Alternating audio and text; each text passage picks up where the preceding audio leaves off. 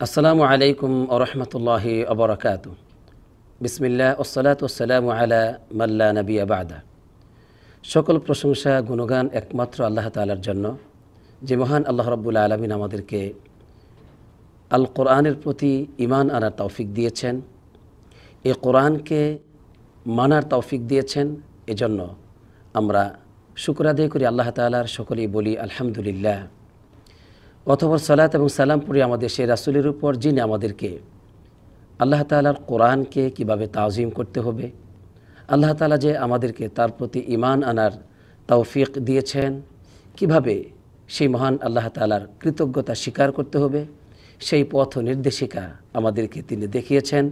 সেই রাসূলের উপর সকলেই পড়ি সাল্লাল্লাহু আলাইহি ওয়াসাল্লাম।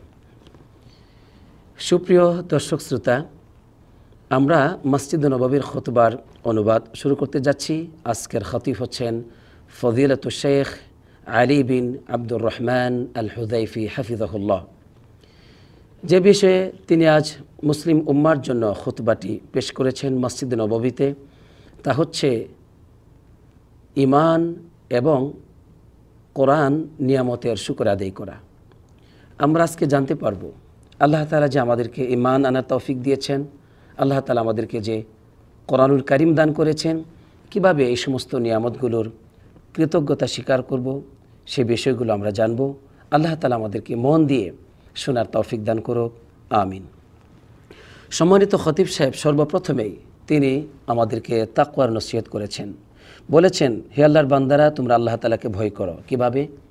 যেসব আমল করলে পরে আল্লাহ তাআলা সন্তুষ্ট হন, ওই সব সৎ আমল করে তোমরা আল্লাহ তাআলাকে ভয় করো, এবং সেই সাথে যে কাজ করলে পরে আল্লাহ সুবহানাহু ওয়া তাআলা তিনি রাগান্বিত হন, তার অবাধ্যতার পথ রয়েছে, সেগুলোকে পরিহারের মাধ্যমে তোমরা আল্লাহ তাআলাকে ভয় করো। আর জেনে রাখবে, ফামা ফাজা ইল্লাল মুত্তাকুন ওয়া মা খাসিরা ইল্লাল মুজরিমুন।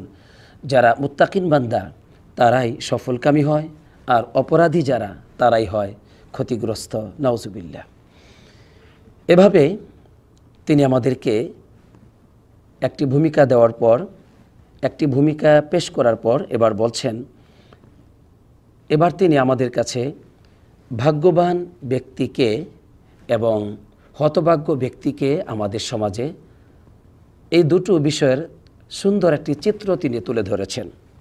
তিনি বলছেন, হে মুসলমানগণ, ভাগ্যবান ব্যক্তি হচ্ছে সেই ব্যক্তি মুহাসাবাতুন নফস, আত্মপর্যালোচনা করা এবং আল্লাহ তাআলার আনুগত্যে কঠোর পরিশ্রম করা, বেশি বেশি করে সৎ আমল করা, এবং যে সমস্ত কাজ করলে পরে আনুগত্য ইবাদত নষ্ট হয়ে যায় ওই সকল কাজ থেকে বিরত থাকা। এটাই হচ্ছে একজন ভাগ্যবান ব্যক্তির, একজন সুখী ও সফলকামী ব্যক্তির আলামত। সুবহানাল্লাহ। তাহলে ভাগ্যবান ব্যক্তিকে, যে ব্যক্তি নিজের হিসাব নিজে করে আত্মার পর্যালোচনা করে সে ভালো করছে না মন্দ করছে, এবং কঠোর পরিশ্রম করে আল্লাহ তাআলার আনুগত্যে বেশি বেশি করে সৎ আমল করে ইবাদত নষ্ট হয়ে যায় এমন সব কর্ম থেকে সে দূরে থাকে, এই ব্যক্তি কিন্তু সমাজের মধ্যে সবচেয়ে শ্রেষ্ঠ মানুষ, সেই হচ্ছে ভাগ্যবান মানুষ। আলহামদুলিল্লাহ। এই ব্যাপারে তিনি কোরআনুল কারীমের কিছু আয়াতে কারিমা তেলাওয়াত করেছেন। যেমন আল্লাহ সুবহানাহু ওয়া তাআলা সূরাতুন নাজিআতের 40 এবং 41 নম্বর আয়াতের মধ্যে বলছেন, ওয়া আম্মা মান খাফা মাকামা রাব্বিহি ওয়া নাহান নাফসা আনিল হাওয়া। যে ব্যক্তি ভয় করে তার রবের সামনে দাঁড়ানোকে এবং সে ব্যক্তি প্রবৃত্তির অনুসরণ থেকে বিরত থাকে। কেন? আল্লাহ তাআলার সামনে তাকে দাঁড়াতে হবে, এই বিষয়টিকে সে ভয় করে, আর এজন্যই সে প্রবৃত্তির অনুসরণ থেকে দূরে রাখে। আল্লাহ তাআলা বলছেন, ফা ইন্নাল জান্নাতা হিয়াল মাওয়া। যে ব্যক্তি প্রবৃত্তির অনুসরণ থেকে দূরে থাকে সেই ব্যক্তির স্থান হচ্ছে জান্নাত। সুবহানাল্লাহ। আল্লাহ রাব্বুল আলামিন আরও বলছেন আমাদেরকে, আমরা যেন এমন কোনো আমল না করি যে আমল করলে পরে আমাদের, যে পাপ করলে পরে আমাদের সৎ আমলগুলো নষ্ট হয়ে যায়। সে ব্যাপারে সূরা মুহাম্মদের 33 নম্বর আয়াতের মধ্যে আল্লাহ তাআলা আমাদেরকে বলছেন, ইয়া আইয়ুহাল্লাযীনা আমানু আতিউল্লাহ ওয়া আতিউর রাসূলা ওয়া লা তুবতিলু আমালাকুম। হে বিশ্বাসীগণ, তোমরা আল্লাহ তাআলার আনুগত্য করো এবং রাসূলুল্লাহ সাল্লাল্লাহু আলাইহি ওয়াসাল্লামের আনুগত্য করো, আর তোমরা তোমাদের সৎকর্মগুলো ওয়া লা তুবতিলু আমালাকুম, তোমাদের আমলগুলোকে তোমরা নষ্ট করো না। সুবহানাল্লাহ। কত চমৎকার করে আল্লাহ তাআলা আমাদেরকে বুঝাচ্ছেন। সম্মানিত খতিব সাহেব তিনি একটি হাদিস উল্লেখ করেছেন, আমাদেরকে ভাগ্যবান ব্যক্তির পরিচয় বোঝানোর জন্য যা ইমাম তিরমিজি বর্ণনা করেছেন। হাদিস নাম্বার হচ্ছে 2559 নম্বর হাদিস এবং সনদের দিক থেকে হাদিসটি হচ্ছে হাসান সনদের। আল্লাহ রাসূল সাল্লাল্লাহু আলাইহি ওয়াসাল্লাম বলছেন, আল কাইয়িসু মান দানা নাফসা ওয়া আমিলা লিমা বা'দাল মাউত। একজন জ্ঞানী ব্যক্তি, একজন ভাগ্যবান ব্যক্তি, একজন জ্ঞানী ব্যক্তি তো সেই ব্যক্তি যে ব্যক্তি তার প্রবৃত্তির অনুসরণ করে না। আলহামদুলিল্লাহ। অর্থাৎ সে ব্যক্তি নিজের হিসাব নিজেই করে এবং এমন আমল করে যে আমলটা তার মৃত্যুর পরে কাজে লাগবে। এই ব্যক্তি হচ্ছে ভাগ্যবান ব্যক্তি। আলহামদুলিল্লাহ। এই ব্যক্তি হচ্ছে জ্ঞানী ব্যক্তি। ওয়াল আজিজু মান আতবা নাফসাহু হাওয়াহা ওয়া তামান্না আলা আল্লাহ। আরেকজন অজ্ঞ ব্যক্তি, অক্ষম ব্যক্তি, নির্বুধ ব্যক্তি সেই ব্যক্তি যে ব্যক্তি তার প্রবৃত্তির অনুসরণ করে আবার আল্লাহ তাআলার কাছে ভালো পুরস্কারের আশা করে। নাউজুবিল্লাহ। সুতরাং এতক্ষণ পর্যন্ত আমরা জানলাম যে আমাদের সমাজের মধ্যে কারা শ্রেষ্ঠ মানুষ, কারা ভাগ্যবান মানুষ, কারা হচ্ছে জ্ঞানী মানুষ। আল্লাহ তাআলা আমাদেরকে এই সকল গুণগুলোর অধিকারী হওয়ার তৌফিক দান করুক, আমিন। এরপর সম্মানিত খতিব সাহেব একটি পয়েন্ট বললেন হতভাগ্য ব্যক্তির পরিচয় দেওয়ার আগেই যে ওয়ামুহাসাবাতু লিন্নাফসি, একজন ব্যক্তি তার নিজের আত্মার পর্যালোচনা কিভাবে করবে, সেটা হচ্ছে এইভাবে।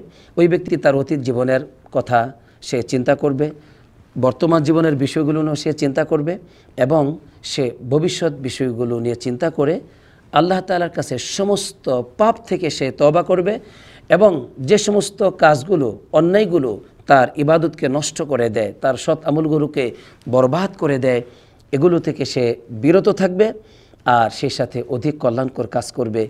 এভাবে করেই সে নিজের হিসাব সে নিজেই করবে। আর এই বিষয়টি অত্যন্ত গুরুত্বপূর্ণ। আল্লাহ তাআলা আমাদেরকে নিজের আত্মার পর্যালোচনা করার হিসাব বেশি বেশি করার তৌফিক দান করুক, আমিন। এবার সম্মানিত খতিব সাহেব তিনি হতভাগ্য ব্যক্তির পরিচয় দিচ্ছেন এইভাবে যে একজন হতভাগ্য, একজন ক্ষতিগ্রস্ত মানুষ তো সেই ব্যক্তি যে ব্যক্তি ইত্তিবাউল হাওয়া, প্রবৃত্তির অনুসরণ করে এবং রুকুবুল মুহাররামাত, হারাম কাজে সে লিপ্ত হয়, অতারকু তাআত, আল্লাহ তাআলার আনুগত্যকে প্রত্যাখ্যান করে এবং যেই আমলগুলো, যেই সমস্ত কাজগুলো সৎ আমলকে নষ্ট করে দেয়, এই সমস্ত অসৎ কাজে সে লিপ্ত হয়। এই ব্যক্তি হচ্ছে হতভাগ্য, এই ব্যক্তি হচ্ছে নির্বোধ, এই ব্যক্তি হচ্ছে চরম ক্ষতিগ্রস্ত মানুষ সমাজের মধ্যে। নাউজুবিল্লাহ। সুতরাং এরকম হতভাগ্য মানুষের পথ থেকে, চরিত্র থেকে আমাকে, আপনাকে, আমাদের সকল মুসলমান নরনারীকে আল্লাহ তাআলা হেফাজত করুক, আমিন আমিন। এরপর সম্মানিত খতিব সাহেব তিনি তার মূল বক্তব্যে প্রবেশ করছেন এইভাবে যে আল্লাহ সুবহানাহু ওয়া তাআলা তোমাদের জন্য এই মাহে রমজান দান করেছেন আর তোমাদেরকে অসংখ্য কল্যাণের দ্বারকে উন্মোচন করে দিয়েছেন। আলহামদুলিল্লাহ। আজকে কল্যাণের দরজার অভাব নেই। আর আল্লাহ সুবহানাহু ওয়া তাআলা ওই সকল দরজাগুলো দিয়ে প্রবেশ করার বিভিন্ন রকম পথ নির্দেশিকাও তোমাদেরকে তিনি জানিয়েছেন। সুতরাং তোমরা এমন কোনো আমল করবে না যে আমল তোমাদেরকে ধ্বংস করে, অর্থাৎ তোমরা ধ্বংসের দরজা দিয়ে নিজেরা প্রবেশ করা থেকে সতর্ক হও, আল্লাহ তাআলাকে ভয় করো। কেননা আল্লাহ সুবহানাহু ওয়া তাআলা সূরাতুল বাকারার 208 নম্বর আয়াতের মধ্যে বলেছেন, ইয়া আইয়ুহাল্লাযীনা আমানু দুখুলু ফিস-সিলমি কাফা, হে বিশ্বাসীগণ তোমরা আল্লাহ তাআলার এই ইসলামে পূর্ণাঙ্গরূপে, পরিপূর্ণরূপে প্রবেশ করো, অর্থাৎ তোমরা আল্লাহর ইবাদতে, আল্লাহর আনুগত্যে পরিপূর্ণভাবে প্রবেশ করো। ওয়ালা তাত্তাবিউ খুতুওয়াতিশ শাইতান, তোমরা শয়তানের পদঙ্ক অনুসরণ করো না। এবার তিনি আমাদেরকে বলছেন, হে মুসলমানগণ শোনো, তোমরা ঈমান এবং কোরআনের নিয়ামতের কৃতজ্ঞতা স্বীকার করো আর জেনে রাখবে আল্লাহ সুবহানাহু ওয়া তাআলা একজন ব্যক্তিকে ঈমানের চাইতে এবং কোরআনের চাইতে শ্রেষ্ঠতর আর কোনো নিয়ামত বান্দাকে দান করেননি। সুবহানাল্লাহ। সুতরাং আমরা যারা ঈমান আনার তৌফিক পেয়েছি আল্লাহর প্রতি এবং যারা কোরআন পেয়েছি, সত্যি আমরা ভাগ্যবান। এর চাইতে শ্রেষ্ঠ নিয়ামত পৃথিবীতে আল্লাহ তাআলা কোনো বান্দাকে দেননি। আল্লাহু আকবার। সুতরাং যে ব্যক্তি এই মাহে রমজানের প্রতি, যে ব্যক্তি এই মাহে রমজানে ঈমান আনার পর সওয়াবের আশায় সে ব্যক্তি সিয়াম পালন করবে, সে ব্যক্তি যেমনিভাবে ঈমানকে অর্জন করলো ঠিক তেমনিভাবে ওয়ানালা মিন বারাকাতিল কোরআন, কোরআনুল কারীমের বরকতকেও সে অর্জন করলো। সুবহানাল্লাহ। সুতরাং এই মাহে রমজানে ইবাদতের মাধ্যমে অর্থাৎ সিয়াম পালন করার মাধ্যমে আমরা আলহামদুলিল্লাহ ঈমানের যেমন বরকত পাচ্ছি, অনুরূপভাবে কোরআনের বরকতও পাচ্ছি। আল্লাহ তাআলা আমাদেরকে সেই তৌফিক দান করুক, আমিন। এরপর সম্মানিত খতিব সাহেব তিনি অত্যন্ত চমৎকার একটি পয়েন্ট বলেছেন যে পৃথিবীতে আহলুল কোরআন তথা কোরআনের ধারকবাহক, কোরআনের যারা আহাল তারা কারা।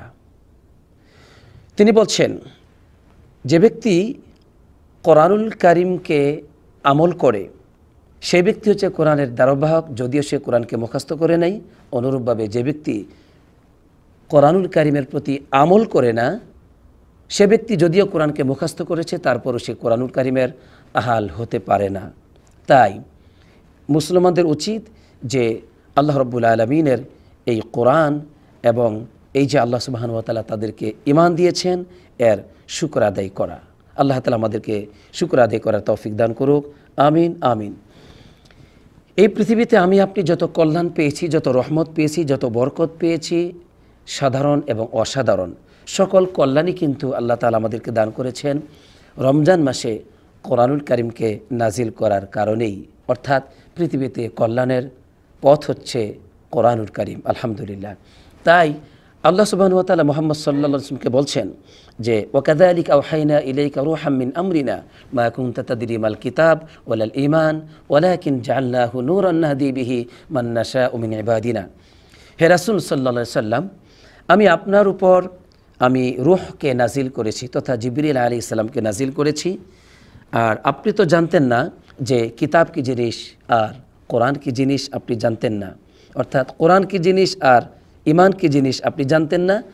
আর এটাকে আমি আমার বান্দাদের যাকে ইচ্ছা তাকে এই নূর আমি দান করে থাকি। সুতরাং ইন্নাকা লাতাহদি ইলা সিরাতিম মুস্তাকিম, আপনি নিঃসন্দেহে সিরাতিম মুস্তাকিমের উপর সুপ্রতিষ্ঠিত আছেন। সুতরাং আমাদের নবী মুহাম্মদ সাল্লাল্লাহু আলাইহি ওয়াসাল্লাম কোরআন কি জিনিস জানতেন না, ঈমান কি জিনিস তিনি জানতেন না।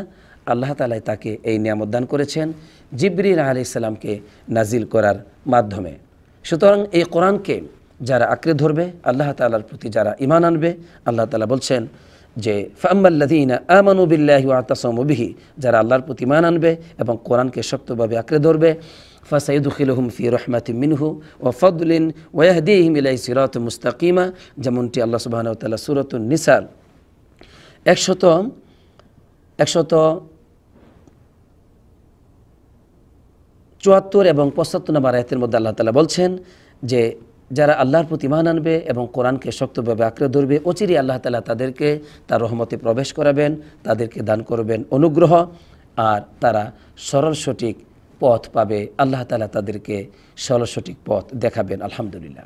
সুতরাং এই কোরআন ব্যতীত আমরা কখনো সরল সঠিক পথ পাব না। তাই সত্যি এ কথাই সত্য, যারা আল্লাহর প্রতি কোরআন আনার তৌফিক, আল্লাহর প্রতি ঈমান আনার তৌফিক পেয়েছে এবং আল্লাহ তাআলার কোরআনের প্রতি যারা আমল করছে, নিঃসন্দেহে তারা ভাগ্যবান, তারাই সরল সঠিক পথে আছে আর তারা অচিরে জান্নাতে প্রবেশ করবে, আলহামদুলিল্লাহ।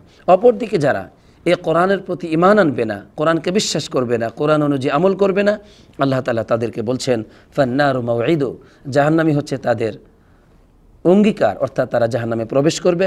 ওয়া ইয়াকফুরু বিহি ফাউলাইকা হুমুল খাসিরুন, সূরাতুল বাকারার 121 নম্বর আয়াতের মধ্যে আল্লাহ তাআলা বলছেন যারা এই কোরআনকে অস্বীকার করবে নিঃসন্দেহে তারা ক্ষতিগ্রস্ত হবে, নাউজুবিল্লাহ। হে আল্লাহ, তুমি আমাদেরকে মহা ক্ষতির পথ থেকে হেফাজত করো, আমিন আমিন। সুপ্রিয় দর্শক শ্রোতা, আল্লাহ সুবহানাহু ওয়া তাআলা আমাদের প্রতি অনুগ্রহ করেছেন, তার অন্যতম একটি পথ হচ্ছে তিনি এই মাহে রমজানে আমাদের উপর সিয়ামকে ফরজ করেছেন এবং এই মাহে রমজানে সিয়ামের পাশাপাশি কিয়ামুল লাইল করা, রাত্রিবেলা সালাতুত তারাবি আদায় করা, এটা হচ্ছে নবীজির অন্যতম একটি আদর্শ, যার ফজিলত ব্যাপকভাবে নবী করিম সাল্লাল্লাহু আলাইহি ওয়াসাল্লাম ঘোষণা দিয়েছেন এবং এই মাহে রমজানে অসংখ্য অগণিত ইবাদতের সমন্বয় ঘটে, আলহামদুলিল্লাহ।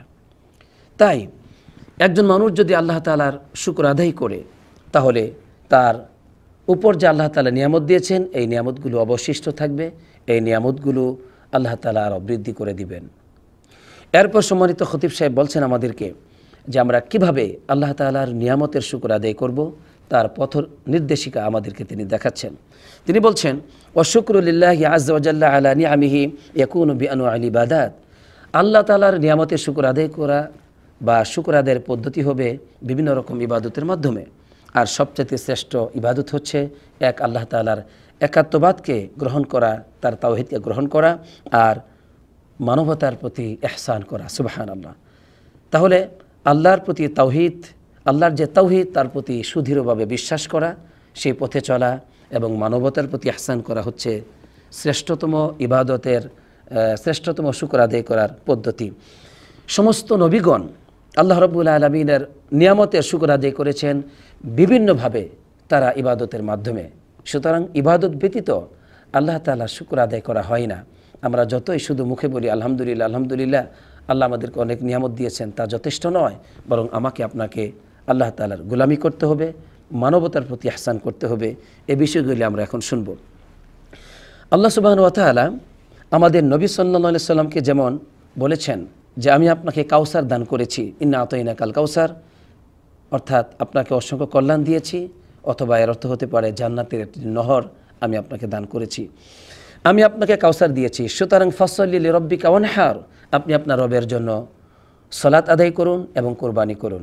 এখানে কিন্তু দুটো আছে, সালাত আদায় করুন, এটা হচ্ছে আল্লাহর একাত্মবাদ, এককভাবে আপনি আল্লাহ তাআলার জন্য নামাজ আদায় করবেন, আর অপরটি হচ্ছে কোরবানি করবেন, যার দ্বারা আপনি শুধু একাই গোস্ত খাবেন না, অসংখ্য মানুষ গরিব দুঃখীর মাধ্যমে উপকার পাবে। এর মানে মানবতার কল্যাণ করলেন। আলহামদুলিল্লাহ। নবী করিম সাল্লাল্লাহু আলাইহি ওয়াসাল্লাম সহ অন্যান্য নবীগণ আল্লাহ তাআলার নিয়ামতের শুকর আদায় করেছেন ইবাদতের মাধ্যমে। যেমন আল্লাহ সুবহানাহু ওয়া তাআলা মুসা আলাইহিস সালাম সম্পর্কে বলছেন, হে মুসা ফাখুদ মা আতাইতুকা ওয়া কুম মিনাশ শাকিরিন, আমি আপনাকে যা দান করেছি তা আপনি আঁকড়ে ধরুন এবং আপনি শুকর আদায়কারীদের অন্তর্ভুক্ত হন। আল্লাহ রাব্বুল আলামিন দাউদ আলাইহিস সালামকে বলছেন তার পরিবারকে সহ, হে দাউদের পরিবার, ই'মালু আলা দাউদা শুকরা, তোমার আল্লাহ তাআলা শুকর আদায় করো, এবং অকলিলুম মিন ইবাদিয়াশ শাকুর, আল্লাহ তাআলার বান্দাদের মধ্যে অল্প সংখ্যক বান্দারাই আল্লাহর শুকর আদায় করে। আল্লাহ সুবহানাহু ওয়া তাআলা মারিয়াম আলাইহিস সালামকে বলছেন, হে মারিয়াম উকনুতি লিরাব্বিকি ওয়াসজুদি ওয়ারকাই মার রাকিঈন, তাকে আল্লাহ তাআলা অনেক সম্মান মর্যাদা দিয়েছিলেন, আপনারা জানেন। আর আল্লাহ তাআলা তাকে বলছেন, তুমি তোমার রবের আনুগত্য করো এবং তার সেজদা করো, তার রুকু আদায় করো। কীভাবে? ওয়ারকাই মার রাকিঈন, রুকু আদায়কারীদের সাথে তুমি রুকু করো। এভাবে আল্লাহ সুবহানাহু ওয়া তাআলা মুহাম্মদ সাল্লাল্লাহু আলাইহি ওয়াসাল্লামের যে উম্মত, শ্রেষ্ঠ উম্মত সাহাবায়ে কেরামদের চরিত্র সম্পর্কে আল্লাহ তাআলা বলছেন যে মুহাম্মদ সাল্লাল্লাহু আলাইহি ওয়াসাল্লামের সাহাবায়ে কেরামদের চরিত্র ছিল এমন যে তারা রুহামা বাইনাহুম, পরস্পরের মাঝে অত্যন্ত তারা সহমর্মিতা এবং সমঝোতাকে বজায় রাখত। আর তাদের চরিত্র ছিল তারাহুম রুকআন সুজ্জাদা ইয়াবতাগুনা ফাদলাম মিনাল্লাহি ওয়া রিদওয়ানা, তাদেরকে তুমি দেখতে পাবে অধিক রুকুকারী এবং অধিক সেজদাকারী। এভাবে তারা আল্লাহ তাআলার কাছ থেকে অনুগ্রহ এবং তার সন্তুষ্টি প্রার্থনা করত। সুতরাং এতক্ষণ পর্যন্ত আমরা জানলাম যে আল্লাহ তাআলা আমাদেরকে যে নিয়ামত দিয়েছেন, ঈমান আনার তৌফিক দিয়েছেন এবং কোরআনুল কারীম দিয়েছেন, এই কোরআন এবং ঈমানের শুকর আদায়ের পদ্ধতি হচ্ছে আমরা আল্লাহ তাআলার গোলামি করব, বিভিন্নভাবে আল্লাহ তাআলার ইবাদত করব। আল্লাহ তাআলা আমাদেরকে সেই তৌফিক দান করুক, আমিন। এরপর তিনি আরও বলছেন, এই কোরআনুল কারীমের সম্মানকে প্রকাশ করতে গিয়ে বলেছেন যে আল্লাহ তাআলার ব্যাপারে বিভিন্ন ধরনের আকীদা এবং তার ইবাদতের বিষয়গুলোকে যদি আমরা সঠিকভাবে জানতে চাই, ভ্রান্ত থেকে আমরা বাঁচতে চাই, তাহলে এই কোরআনের প্রয়োজন হচ্ছে অপরিসীম। কোরআনের মাধ্যমেই আমরা এগুলোকে সঠিক আকীদাকে নির্ণয় করতে পারবো, সঠিক ইবাদতকে নির্ণয় করতে পারবো। কারণ কোরআন যেগুলোকে সাপোর্ট করবে সেগুলো হক, কোরআন যেগুলোকে বাতিল বলবে সেগুলো হচ্ছে বাতিল। কোরআন হচ্ছে ওয়াকুওয়াতুহা, একটি জাতির শক্তি। কোরআন হচ্ছে ওবাকাউহা, একটি জাতির প্রতিষ্ঠা, টিকে থাকা পৃথিবীর মানচিত্রে। ওয়াইজ্জুহা, কোরআন হচ্ছে পৃথিবীতে একটি জাতির সম্মান। সুবহানাল্লাহ। আল্লাহ তাআলা এই কোরআনের মর্যাদা বৃদ্ধি করতে গিয়ে আমাদেরকে বলছেন, ইন্না হাযাল কোরআন ইয়াহদি লিল্লাতী হিয়া আকওয়াম, এই কোরআন হচ্ছে এমন একটি কিতাব যা মানুষকে সবচাইতে শ্রেষ্ঠতর, উন্নত ও প্রশান্তির পথ দেখায়, মুক্তির পথ দেখায়, সবচাইতে সম্মান ও মর্যাদার পথ দেখায়। আলহামদুলিল্লাহ। আল্লাহ সুবহানাহু ওয়া তাআলা আমরা যা শুনলাম এতক্ষণ পর্যন্ত আমাদেরকে এর উপর আমল করা তৌফিক দান করুক। এটা হচ্ছে প্রথম খুতবার সমাপ্তি, আমিও সমাপ্তি ঘটাচ্ছি। এরপর সম্মানিত খতিব সাহেব তিনি আমাদেরকে রমজান সম্পর্কে কথা বলছেন যে এ রমজান দ্বারা আমরা উপকার পাবো না যদি আমরা রমজানে যথাযথভাবে আল্লাহ তাআলার গোলামি না করি, এবং সেই সাথে যা আমাদের ইবাদতকে নষ্ট করে এমন সব অপকর্ম থেকে যদি আমরা বিরত না থাকি, তাহলে কখনো আমরা এই মাহে রমজান দ্বারা ভাগ্যবান হতে পারবো না এবং ব্যাপকভাবে কল্যাণ অর্জন করতে আমরা পারবো না। তাই তিনি বলছেন, সুতরাং হে মুসলিম, তোমাকে বলছি, যখন তুমি সিয়াম পালন করো, রোজা রাখো, তখন তোমার শ্রবণ শক্তি, তোমার দৃষ্টিশক্তি, তোমার জিহ্বা, এ সকল অঙ্গ প্রত্যঙ্গ দিয়ে যেন তুমি সিয়াম পালন করো, রোজা রাখো। এই সমস্ত অঙ্গ থেকে, এই সমস্ত অঙ্গ প্রত্যঙ্গ দিয়ে তুমি হারাম কাজে লিপ্ত হবে না। হারাম থেকে বিরত থাকার মাধ্যমে তুমি সিয়াম পালন করো, তাহলেই তুমি সিয়াম দ্বারা কল্যাণ অর্জন করতে পারবে। আর এমন কোনো কাজ করবে না, ওয়ালা তুবতিলু আমালাকুম, যা তোমাদের আমলগুলোকে নষ্ট করবে। আর সিয়ামের উদ্দেশ্য তো এটাই যে একজন মানুষ যেন পাপ কাজে লিপ্ত না হয়। আল্লাহ রাসূল সাল্লাল্লাহু আলাইহি ওয়াসাল্লাম বলছেন, যখন তোমরা সিয়াম পালন করো তখন নির্লজ্জ ফাহেসা কথাবার্তা বলবে না, পাপ কাজ করবে না। কেননা এমনকি যখন কোনো ব্যক্তি তোমাকে গালমন্দ করে, তখন তুমি বলবে আমি সিয়াম পালনকারী। সুবহানাল্লাহ। সিয়াম পালন করে একজন ব্যক্তি গালি দিলেও গালি দেওয়া যায় না, সেক্ষেত্রে কিভাবে আমরা অন্যায় করি, পাপ করি। তাই রাসূলুল্লাহ সাল্লাল্লাহু আলাইহি ওয়াসাল্লাম বলেছেন, একজন ব্যক্তি যদি সে মিথ্যা কথা থেকে, মিথ্যা কাজ থেকে বিরত থাকতে পারলো না, তার এই খানাপিনা বা অনাহার থাকার কোনো প্রয়োজন আল্লাহ রাব্বুল আলামিনের নেই। একজন ব্যক্তির রোজা হচ্ছে ডাল স্বরূপ জাহান্নাম থেকে বাঁচার জন্য, বিপদ মুসিবত থেকে, পাপ থেকে বাঁচার জন্য। তাই এই রোজা ডাল স্বরূপ তখনই হবে যখন সে এই রোজাকে গীবত থেকে এবং চুগলখড়ি থেকে আরও বিভিন্ন ধরনের পাপ থেকে সে হেফাজত করবে। সুতরাং আমরা যেন যথাযথভাবে সিয়াম পালন করতে পারি। আল্লাহ তাআলা আমাদেরকে সেই তৌফিক দান করুক, আমিন।